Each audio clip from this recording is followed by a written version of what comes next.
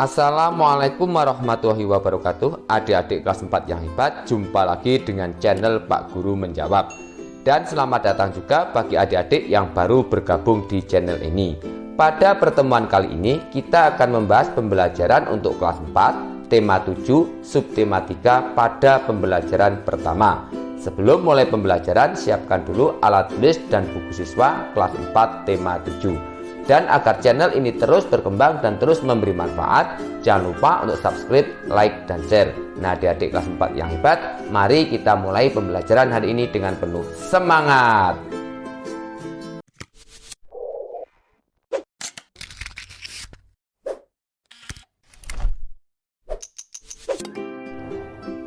Adik-adik kelas 4 yang hebat, mari kita mulai pembelajaran hari ini. Bukalah buku siswa kelas 4 tema 7 subtema 3 pada pembelajaran pertama halaman 91. Kamu telah mengetahui keragaman suku bangsa dan budaya di Indonesia. Bagaimana sikapmu atas keberagaman itu? Silakan pada Ayo Membaca halaman 91. Silakan adik-adik membaca sebuah artikel yang berjudul Supaya Tetap Rukun, Mari Lakukan Sikap Ini. Selanjutnya pada halaman 92 Ayo Berdiskusi. Buatlah kelompok bersama 4-5 temanmu. Bacalah dalam hati teks Supaya Tetap Rukun, Mari Lakukan Sikap Ini.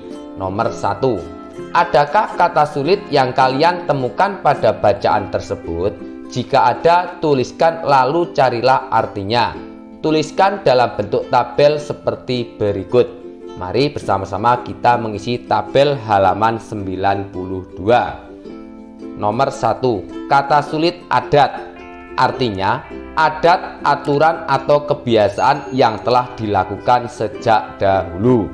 2. Toleransi. Artinya, sikap menghargai orang lain. 3. Ibadah.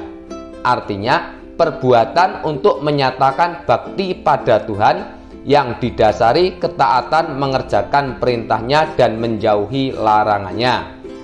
4. Kebudayaan. Artinya hasil kegiatan dan penciptaan batin manusia seperti kepercayaan, kesenian, dan adat istiadat. Nomor 5. Kata sulit persatuan. Artinya gabungan atau ikatan, kumpulan, atau sebagainya, beberapa bagian yang bersatu. Kemudian nomor 2, tuliskan pokok pikiran dari setiap paragraf pada teks Supaya Tetap Rukun, Mari Lakukan Sikap Ini. Pokok pikiran paragraf 1. Negara Republik Indonesia memiliki keragaman adat, budaya, dan agama. Kemudian pokok pikiran paragraf kedua pada halaman 93, salah satu sikap yang harus dilakukan yaitu adanya toleransi dan saling menghormati. Kemudian pokok pikiran paragraf ketiga, menghargai kebudayaan dari berbagai daerah di Indonesia. Dan pokok pikiran paragraf keempat, kita harus saling menghargai, menghormati, dan menyayangi orang lain. Nomor 3. Mengapa kita harus melaksanakan ajakan pada teks Supaya Tetap Rukun, Mari Lakukan Sikap Ini? Kita harus melaksanakan ajakan pada teks Supaya Tetap Rukun, Mari Lakukan Sikap Ini karena untuk dapat mempertahankan persatuan dan kesatuan NKRI. Kemudian pada Ayo Bercerita halaman 94, ceritakan hasil diskusi kelompokmu. Bandingkan dengan hasil diskusi kelompok lain. Apakah ada perbedaan? Keragaman suku bangsa dan budaya di Indonesia menjadi magnet bagi para wisatawan. Pernahkah kamu mendengar atau membaca kalimat seperti itu? Apa maksudnya? Maksud dari kalimat tersebut adalah bahwa keragaman suku bangsa dan budaya di Indonesia menjadi daya tarik bagi wisatawan. Mungkin kamu bertanya-tanya, apa hubungannya magnet dengan daya tarik? Nah, terlebih dahulu lakukan kegiatan berikut. Lakukan kegiatan ini dalam kelas. 1. Sediakan magnet batang atau magnet mainan atau yang biasa ditempelkan pada pintu lemari pendingin. 2. Sediakan benda-benda kecil seperti jarum pentul, peniti, pensil, kerikil, dan daun. Letakkan di atas meja. 3. Dekatkan magnet pada benda-benda kecil tersebut.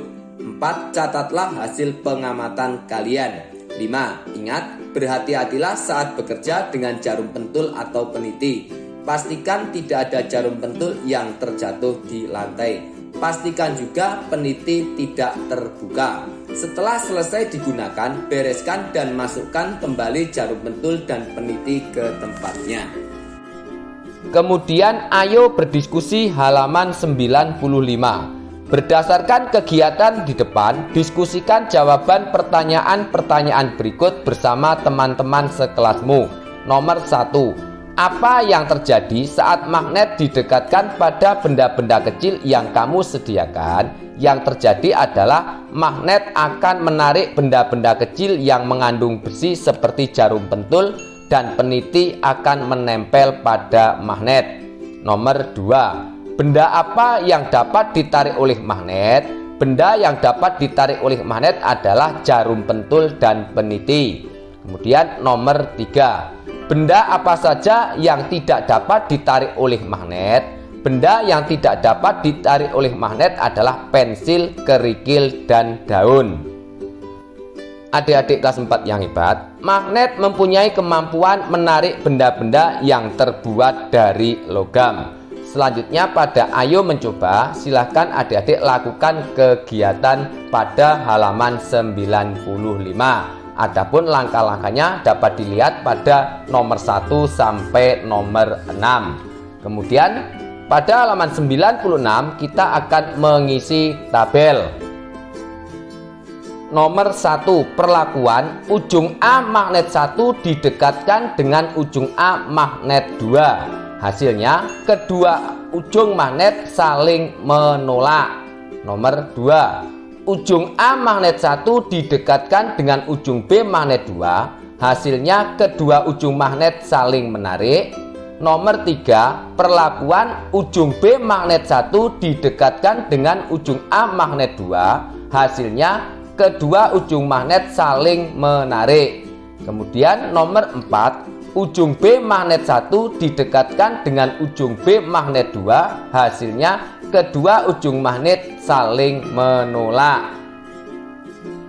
Kemudian hasil dari pengamatan tersebut, dari kegiatan yang telah dilakukan, saya mengamati bahwa dua ujung magnet yang senama akan tolak menolak, sementara dua ujung magnet yang tidak senama akan tarik menarik.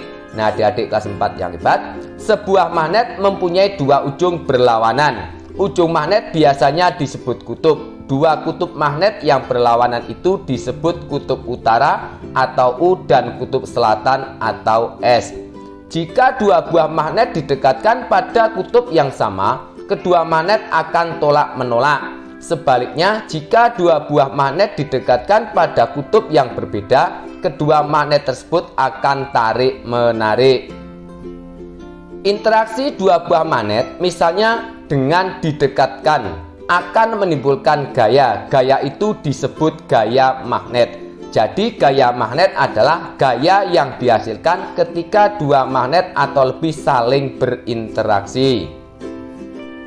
Kemudian pada ayo mencoba halaman 97. 1. Siapkan sebuah uang logam. 2. Keluarlah dari dalam kelas menuju halaman sekolah atau lapangan yang lebih luas. 3. Pegang uang logam yang telah kamu persiapkan, lalu lemparkan kuat-kuat ke atas. Perhatikan arah lemparan agar tidak mengenai teman atau bangunan yang dekat dengan kamu. 4. Apa yang terjadi setelah kamu melempar uang logam itu? Catatlah hasil dari kegiatanmu. 5. Ulangi sebanyak 5 kali. Kemudian pada ayo berdiskusi halaman 98, diskusikan bersama kelompokmu hasil dari kegiatanmu melempar uang logam ke atas. Nomor 1. Apa yang akan terjadi setelah uang logam dilempar ke atas? 2. Mengapa hal itu bisa terjadi? 3. Bagaimana seandainya uang logam diganti bola, pensil, penghapus, dan kapas? 4. Selanjutnya, ceritakan hasil diskusi kelompokmu kepada bapak atau ibu guru dan kelompok lain. Jawab, hasil diskusi ketika uang logam dilempar ke atas, maka uang tersebut akan jatuh kembali ke bawah. Uang jatuh kembali ke bawah karena adanya gaya gravitasi bumi. Semua benda yang dilemparkan ke atas akan jatuh kembali ke tanah. Misalnya saja bola, pensil, penghapus, dan kertas akan jatuh ke tanah setelah dilemparkan ke atas. Kemudian pada Ayo Renungkan halaman 100, apa yang kamu pelajari pada hari ini? Hari ini saya telah belajar tentang menuliskan informasi baru berdasarkan teks bacaan dan menyampaikan pendapat kepada orang lain. Apa manfaat dari gaya magnet? Gaya magnet dapat dimanfaatkan pada kompas.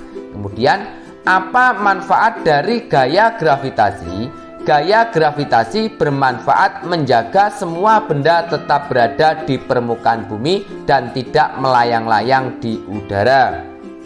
Nah, adik-adik kelas 4 yang hebat, demikianlah untuk pembelajaran hari ini, semoga bermanfaat. Dan agar tidak ketinggalan pembelajaran yang akan datang, jangan lupa untuk subscribe, like, dan share. Sekian dari kakak, wassalamualaikum warahmatullahi wabarakatuh.